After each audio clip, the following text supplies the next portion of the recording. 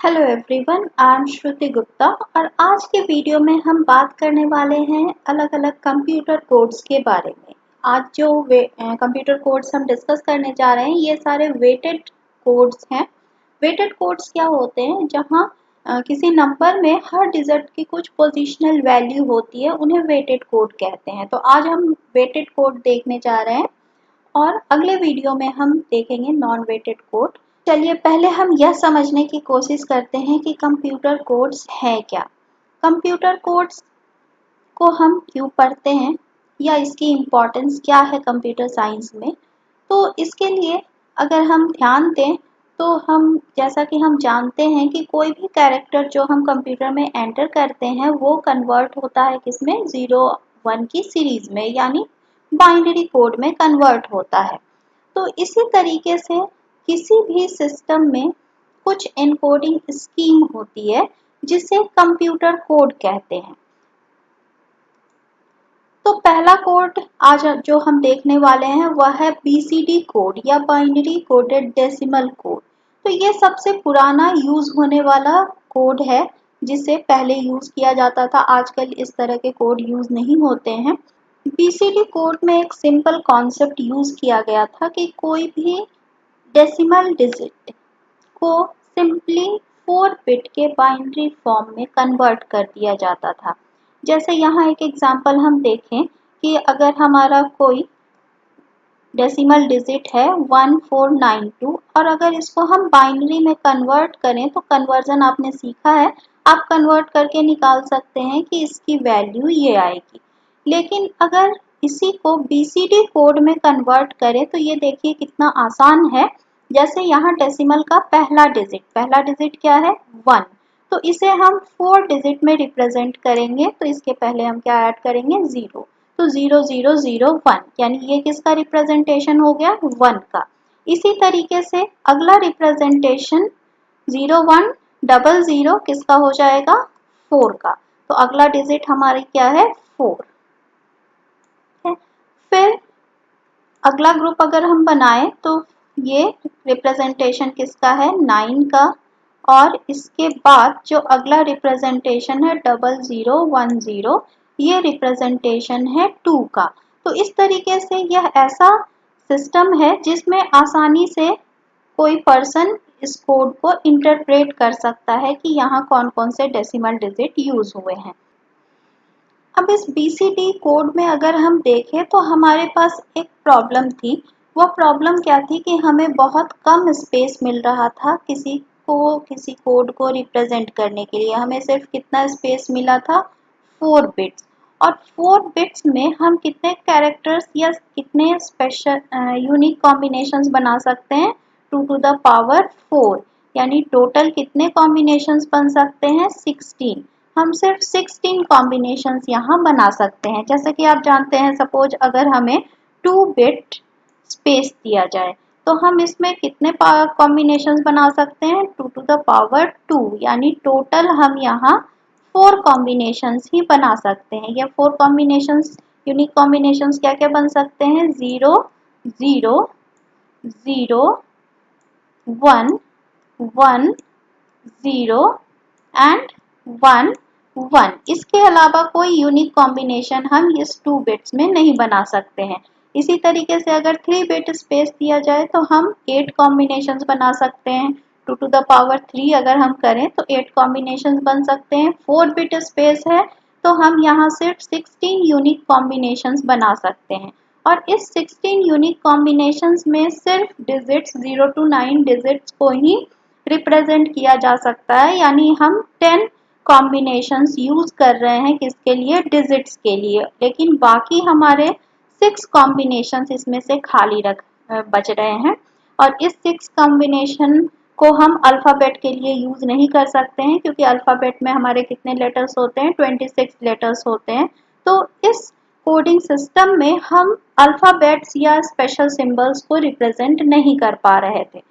तो इसको कुछ चेंजेस किया गया इस बीसीडी कोड में, और जो बीसीडी कोड 4 बिट का था इसको कंप्यूटर डिजाइनर ने चेंज करके इसको 6 बिट में रिप्रेजेंट किया। अब क्योंकि हमारे पास 4 बिट की जगह 6 बिट स्पेस था तो हम कितने कॉम्बिनेशंस बना सकते थे? 64 यूनिक कॉम्बिनेशंस बना सकते थे।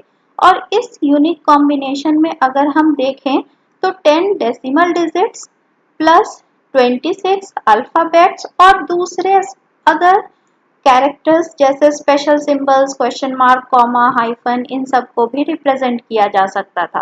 तो कंप्यूटर में हम जितने भी कैरेक्टर्स एंटर कर सकते हैं, हर कैरेक्टर्स का कुछ यूनिक कोड होना चाहिए और जो 64 कॉम्बिनेशंस में पॉसिबल था। लेकिन फिर भी यहाँ एक दिक्कत थी। यहाँ क्या दिक्कत थी? अल्फाबेट हम रिप्रेजेंट कर रहे थे, लेकिन कैपिटल ए टू जेड का रिप्रेजेंटेशन अलग होना चाहिए और स्मॉल ए से जेड का रिप्रेजेंटेशन अलग होना चाहिए, जो कि इसमें पॉसिबल नहीं था।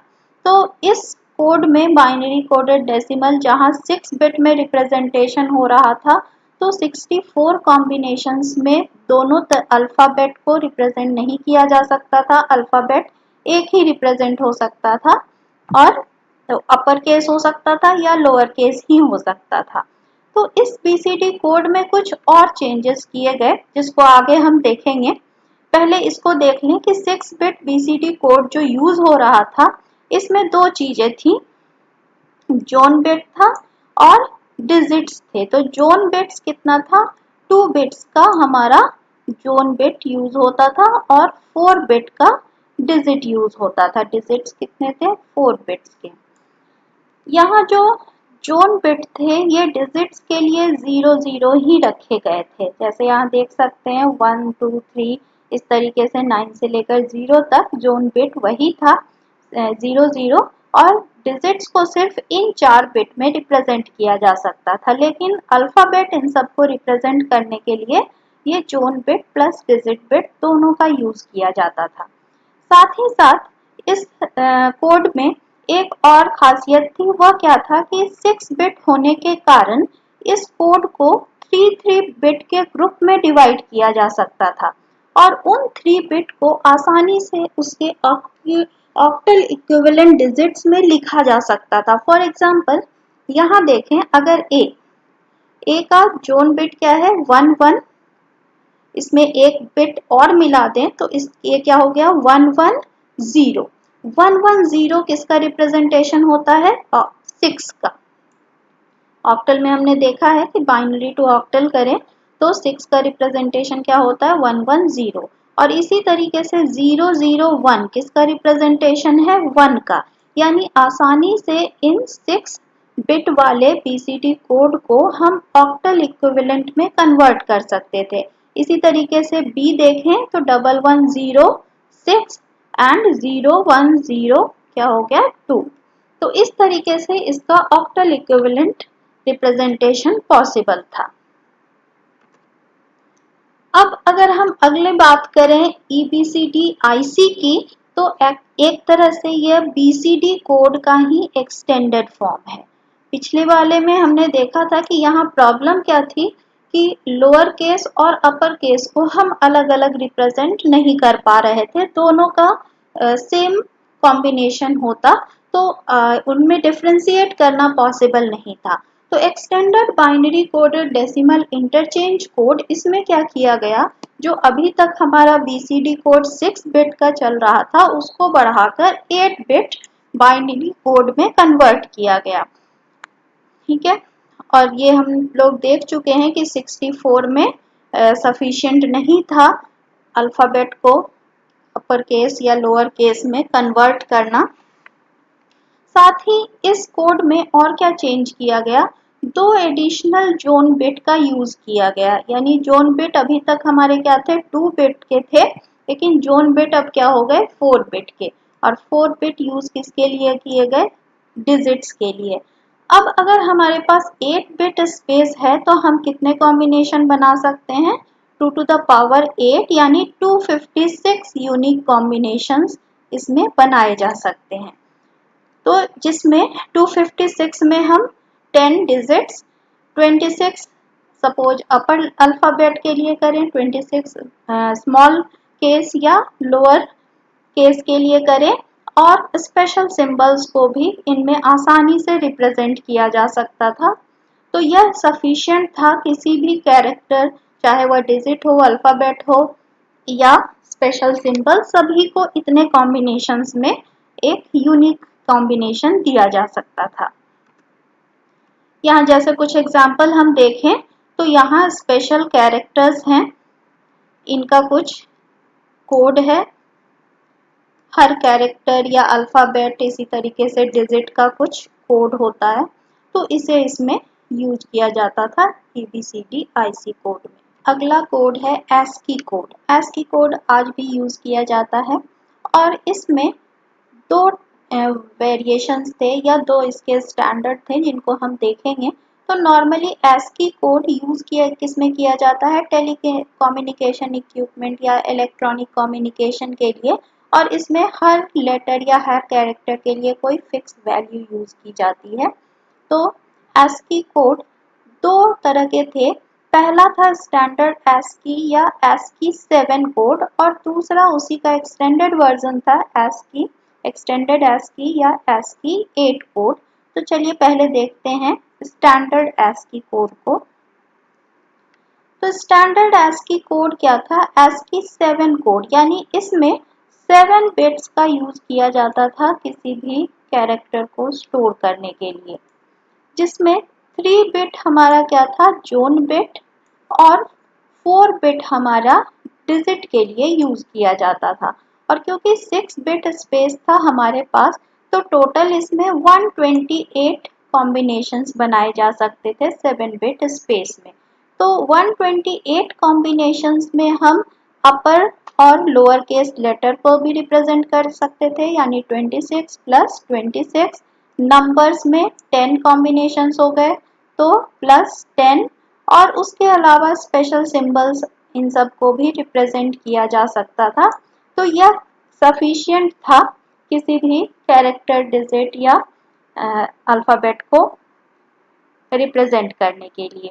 लेकिन यहाँ प्रॉब्लम क्या थी कि माइक्रो कंप्यूटर में नॉर्मली 8 बिट फॉर्मेट का यूज किया जाता था, तो वहाँ इसको सपोर्ट करने में प्रॉब्लम होती थी और यहाँ क्या किया जाता था, 7 बिट के लेफ्ट साइड में एक 0 ऐड कर दिया जाता था, तो वह कोड 8 बिट का बन जाता था, यानी पहला लेफ्ट हैंड साइड में जो पहला बिट होता था वहाँ 0 स्टोर होता था।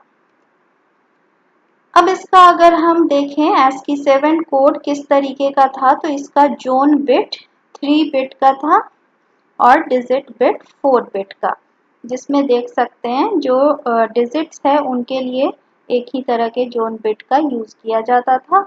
और इसमें भी BCD कोड की तरह जैसे 3 बिट के ग्रुप बनाए जा सकते थे, उसी तरीके से यहाँ हेक्स इक्विवेलेंट 4 बिट के ग्रुप बनाए जाते थे। जैसे जोन बिट के आगे यहाँ अगर हम सब में 0 ऐड कर दें तो एक 4 बिट का ग्रुप बन सकता है।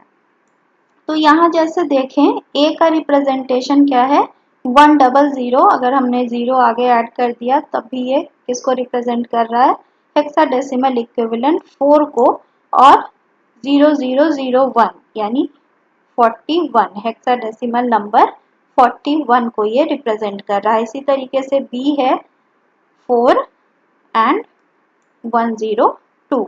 इसी तरीके से हेक्साडेसिमल इक्विवेलेंट में रिप्रेजेंटेशन इसका पॉसिबल था, जैसा कि हमने EBCD IC कोड में देखा था, उसी तरीके से वहां हम ऑक्टल में कन्वर्जन कर रहे थे, यहाँ आसानी से हेक्साडेसिमल इक्विवेलेंट में कन्वर्जन किया जा सकता था।